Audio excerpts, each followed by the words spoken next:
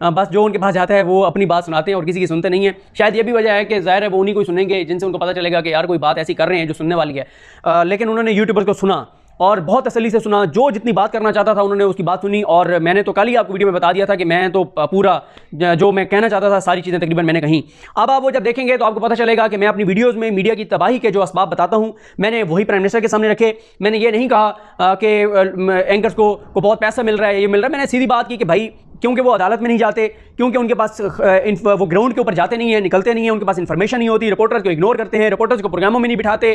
اور پھر عمران خان صاحب نے خود بھی ظاہر بتایا کہ جب ایک اینکر یا صحافی کی 4-5 خبریں اوپر نیچے غلط ثابت ہو جاتی ہیں تو اس کی کوئی کریڈیبلٹی نہیں رہتی. واٹس ایپ گروپ کی بھی میں نے انہیں بتایا کہ واٹس ایپ گروپ جو بنایا ارسلان خالد صاحب نے یوٹیوبرز کا, اس پہ میں نے انہیں بتایا کہ کتنا پروپیگنڈا ہوا کہ جیسے پتہ نہیں کوئی ہم حکومت سے پیسے لے رہے ہیں اور کوئی سیکرٹ گروپ ہے, وہ میں نے بات کی. اور ساتھ ہی اس میں 1-2 چیزیں نہیں ہیں بہرحال, وہ بھی میں نے تو عرض کی تھی. مجھے لگتا ہے کہ یہ شاید وہ 1-2 چیزیں نہیں ہیں جو میرے خیال میں, لیکن یہ بھی ان کی مہربانی ہے ارسلان خالد صاحب کی. 8 منٹ 12 سیکنڈ کی ویڈیو ہے.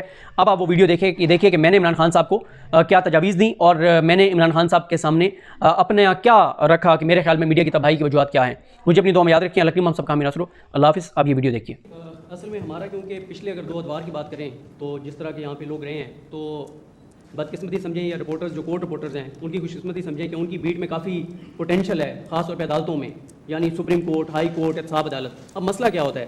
مسئلہ یہ ہوتا ہے کہ سپریم کورٹ آپ بھی جاتے رہے ہیں پاناما کے دنوں میں, آپ نے دیکھا چلو پاناما میں تو پھر بھی کچھ اینکرز آ جاتے تھے, ورنہ اب یہ جیسے ابھی یہ سپریم کورٹ میں ایسا نوٹس چلتا رہا ہے, کورٹ روم میں ٹوٹل تھے 13 رپورٹر. جن اینکرز نے شام کو پروگرام کیے ہیں ان میں سے ایک بھی کورٹ روم کے اندر نہیں تھا. دوسرا یہ تھا کہ سپریم کورٹ, ہائی کورٹ, احتساب عدالت, سندھ ہائی کورٹ, ہر عدالت سے نا 3-3 4-4 اچھے رپورٹر, جیسے اب آپ کے یہاں پہ جو کور کرتے ہیں عبد القادر ہیں, عباس شبیر بھائی ہیں, جٹ صاحب ہیں, یا جو کچھ 1-2 اور اچھے رپورٹر ہیں. ظاہر ہے جو گراؤنڈ کے اوپر رپورٹر ہوتا ہے وہاں پہ اس کو جو پتہ ہوتا ہے وہ کسی کو پتہ نہیں ہوتا. اب سپریم کورٹ میں ایک سماعت ختم ہوئی 2 بجے سے لے کے 5-6 بجے کے دوران ہم 5 رپورٹرز ہیں سپریم کورٹ سے جو اپنے یوٹیوب چینل پہ 10-10 منٹ کی ویڈیو لگاتے ہیں, جج آ کے بیٹھنے سے لے کے ججوں کے اٹھنے تک. اب جس بندے نے وہ 4 ویڈیوز دیکھ لی ہیں, اور یوٹیوب پہ فائدہ یہ بھی ہوتا ہے کہ آپ فاسٹ پلے کر کے دیکھ لیتے ہیں, 10 منٹ کی ویڈیو 5 منٹ میں دیکھ لیتے ہیں. جس بندے نے وہ 4 ویڈیوز دیکھ لی ہیں اس کو تو ضرورت ہی نہیں ہے پھر آپ شام کو 8 بجے, پہلی بات یہ ہے کہ وہ اینکر جو اپنا انالیسس دے رہا ہے اس کے اوپر, اس کو 161 منٹ کی سماعت کا بیک گراؤنڈ ہی نہیں پتا کہ سیاق و سباق میں یہ بات کیا ہو رہی تھی. دوسری بات یہ ہے کہ لوگ جو ہے نا اب تھک گئے ہیں ان کچھ چہروں کو دیکھ کے, کچھ اینکرز کو دیکھ کے. ہم تو پابنگ دول سر کہتے ہیں, ان کی منافقت کو ایکسپوز کرتے ہیں. ہمارے بارے میں یہ ہوتا ہے کہ آپ پی ٹی آئی کے پے رول پہ ہیں. ابھی ارسلان خالد صاحب نے گروپ بنایا جس میں تمام یوٹیوبرز کو ایڈ کیا, اور ان کی مہربانی ہے رات کو 2 بجے بھی میسج کرنے جواب دیتے ہیں.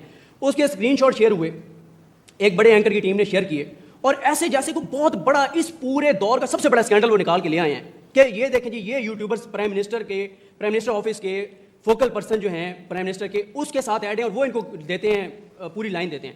اب وہ جب انہوں نے شیئر کیے کہ یہ ان کے اوپر, وہ میں نے کہا بھائی ہر چیز اوپن ہے, اس کے اسکرین شاٹ شیئر کیے. اور جس دن یہ گروپ بنا اس دن ہم نے خود بتایا لوگوں کو کہ یار یہ پرائم منسٹر آفس کا ایک اچھا انیشیٹو ہے کہ یوٹیوبرز کو انفارمیشن دے رہے ہیں.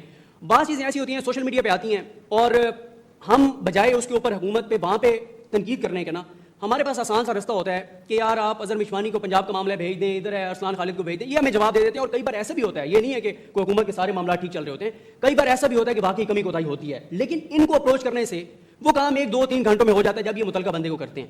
اور جو یہ بات کی عبد القادر بھائی نے اور جٹ صاحب نے, جب رپورٹر بات کرتا ہے نا اس کے اوپر اس کے پاس انفارمیشن ہوتی ہے. اب سب سے بڑا جو میڈیا نے اپنے ساتھ ظلم کیا نا, گالیاں تو وہ عمران خان کو دیتے ہیں یا حکومت کو دیتے ہیں کہ حکومت نے ہمارا جو ہے نا وہ سب کچھ بند کر دیا ہے. جب آپ اپنے رپورٹر کو مین جو پرائم ٹائم میں نہیں بٹھائیں گے, جس رپورٹر کے پاس خبر ہے, جس کو پتہ ہے, آپ اس رپورٹر کو نہیں بٹھائیں گے, اس بندے کو کون سنے گا؟ ان 3 لوگوں کو جن کو وہ عدالت میں کبھی گئے نہیں ہیں, جن کو جوڈیشری کی چیزوں کا نہیں پتا. اور آخری بات یہ ہے کہ اب مثال کے طور پہ آپ نے بہت زبردست کام کیا, یہ آٹے اور چینی والی جو رپورٹ آپ نے پبلک کی, آئی پی پیز والی آپ نے رپورٹ پبلک کی. اب اس رپورٹ کے اوپر کیا ہوا, انہی رپورٹرز نے اس کے ٹکرز بنائے, اس کو اپنے چینلز پہ رپورٹ کیا. 90% اینکرز نے انہی ٹکرز کو اٹھایا اور اپنے پروگرام میں چلا دیا. لیکن رپورٹرز نے کیا کیا, انہوں نے اس رپورٹ کو پڑھ کے اس کا پوسٹ مارٹم کیا, اس کے بارے میں انفارمیشن دی, ایک پوائنٹ کے بارے میں, یا یوٹیوبر جو ہیں انہوں نے ایک پوائنٹ کے بارے میں بتایا.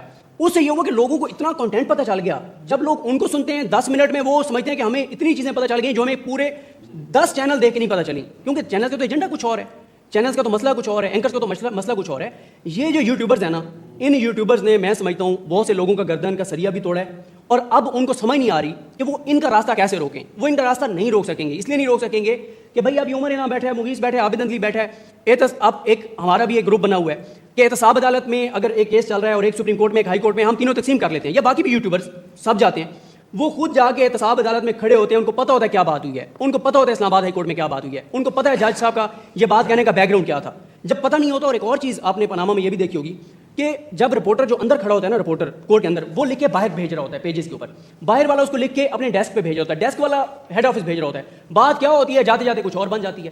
اب جب آپ اس کو رپورٹ کر رہے ہوں گے اور رپورٹر کو آپ لائن پہ لیتے ہیں, جی یہ بات شبیر بتائیے گا, وہ ابھی بات شروع کرتا ہے thank you very much, phone بند, تو وہ کیسے 1 منٹ میں بتا سکتا ہے بیک گراؤنڈ. تو یہ سر میں نے ایک فگر دی تو اس پہ بڑا کریٹیسائز ہوا نا, لوگوں نے کہا شاید میں نے بہت ایگزیجریٹڈ فگر دے دی, جب جس پہ آپ نے بھی کہا تھا پھر تو مجھے بھی یوٹیوب چینل بنا لینا چاہیے, جب وہ بنی گالا میں ہماری ملاقات ہوئی تھی. لیکن میں اس وقت بھی, کیونکہ اس وقت رش زیادہ تھا, میں آج بھی کہتا ہوں کہ مثال کے طور پہ میری نا کچھ اوورسیز پاکستانیوں سے بات ہو رہی تھی, وہ مجھے کہہ رہے تھے کہ ہم عمران خان کے لیے کچھ کرنا چاہتے ہیں, ہمیں کوئی آئیڈیا دیں. میں نے کہا یار آپ لوگ یہ کریں کہ پورے پاکستان میں سے نا 1000 ٹیلنٹڈ لوگ نکالیں, رپورٹرز نہیں, میڈیا کے لوگ نہیں, بہت سے لوگوں کے پاس ٹیلنٹ ہے. ایک لڑکا ہے وہ کھانے بنا کے اس کی ویڈیو بنا کے اپلوڈ کرتا ہے. میں نے کہا پورے پاکستان سے 1000 ٹیلنٹڈ لوگ ڈھونڈیں اور ان کو 1 بائی 1 نا مونیٹائز چینل دیں. مونیٹائز چینل سے مراد یہ ہوتا ہے جس سے انکم ہوتی ہے. اچھا, میں نے کہا آپ ان کو مونیٹائز چینل دیں, اس سے 2 فائدے ہوں گے. ایک تو یہ ہے کہ وہ اگر کچھ نہیں کر رہا تو اس کا روزگار شروع ہو جائے گا. دوسرا فائدہ یہ ہے کہ وہ جتنا اوپر اس کا چینل جائے گا اتنا ڈالرز پاکستان آئیں گے. میں نے آپ کو جو فگر دی تھی, کیونکہ ظاہر ہے ہم تو یوٹیوب سروسز بھی اب دے رہے ہیں, تو 3 اینکرز کے 2 ماہ کے نومبر دسمبر کے وہ $71,000 تھے. 2 اینکرز کے 3 اینکرز کے 2 ماہ کے نومبر دسمبر $71,000 ملا کے. یہ بہت بڑی انڈسٹری ہے پوری, اور انڈیا نے اس کے اوپر بہت زیادہ کام کیا ہے. اس لیے میں کہتا ہوں کہ ان رپورٹرز کے علاوہ, یہ رپورٹرز کے پاس تو کنٹینٹ ہوتا ہے, اور پورے پاکستان سے ٹیلنٹڈ لوگ ڈھونڈے جا سکتے ہیں, نوجوان لڑکیاں اور لڑکے, اور آپ کے پاس تو ہے یوتھ.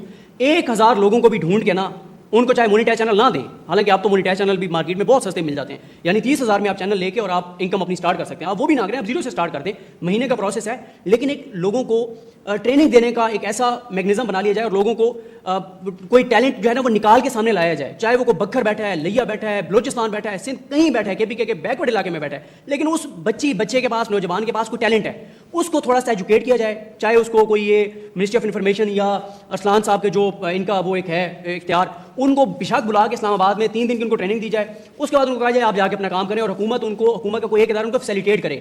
وہ جو یوٹیوب چینل ہے, یوٹیوب چینل کا مسئلہ کیا ہوتا ہے, آج آپ نے جو ویڈیو ڈالی ہے نا, وہ اگر 1 سال بعد بھی دیکھی جائے گی, آپ کو اس کے اوپر انکم ہونی ہے, اور آنی بھی ڈالرز میں ہے پاکستان میں.